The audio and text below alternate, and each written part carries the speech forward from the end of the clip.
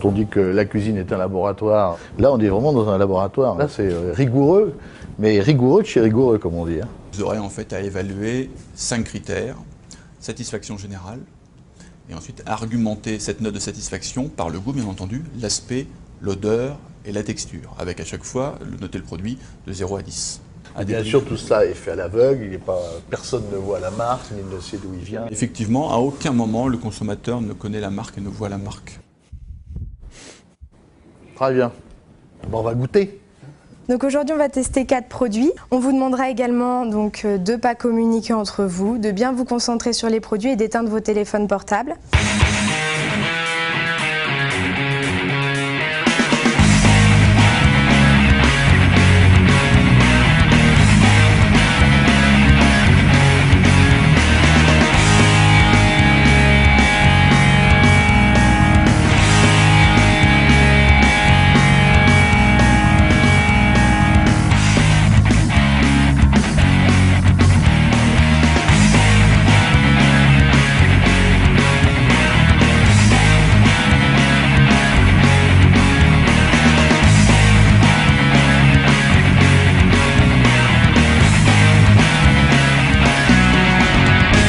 Impression assez curieuse parce que je m'attendais à de joyeuses agapes, à des gens qui se retrouvent autour d'un plat, qui sont là pour plaisanter. Or, c'est très sérieux.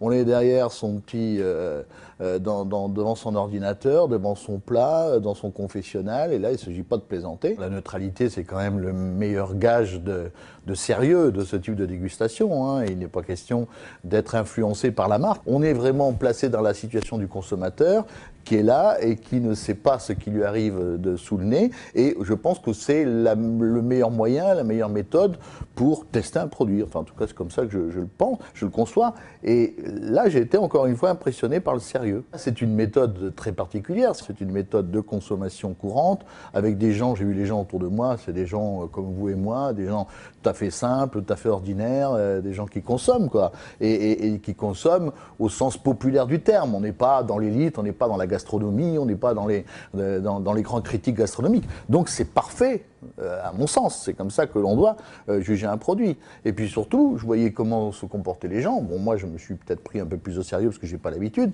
mais les gens qui venaient là, je ne sais pas si ce sont des habitués, mais ils étaient tout aussi sérieux que moi. C'est-à-dire qu'on n'entend pas une mouche voler, tout le monde est concentré sur son produit, on remplit son questionnaire. C'est vraiment impressionnant, et je crois que c'est un bon moyen. Enfin, je vois pas quel autre moyen on pourrait avoir pour tester un produit, si ce n'est ce test de consommateur. On s'intéresse à la texture, on s'intéresse au parfum, au regard.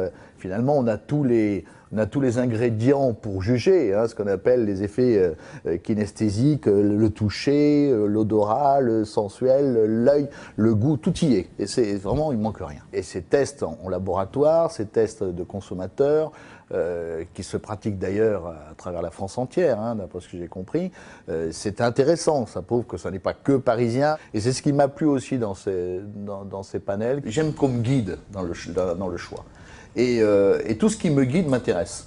Alors, c'est certain qu'il faut que ce soit en accord avec nous-mêmes, mais j'ai horreur de manger toujours la même chose, toujours le même produit. Donc quand on veut changer, parce qu'on veut découvrir, il est bon d'être guidé, parce qu'il y a une immensité de produits, une infinité de produits, c'est impossible de trouver. Donc si on me guide et si on me dit, tiens, celui-là, il fait partie des bons, celui-là des bons, oui, j'irai vers eux. Mais ça c'est une démarche tout à fait personnelle, je ne sais pas si c'est la démarche de tout le monde. Enfin, la mienne, c'est celle-ci, c'est de changer, de découvrir, et pour découvrir et pour changer, d'être guidé.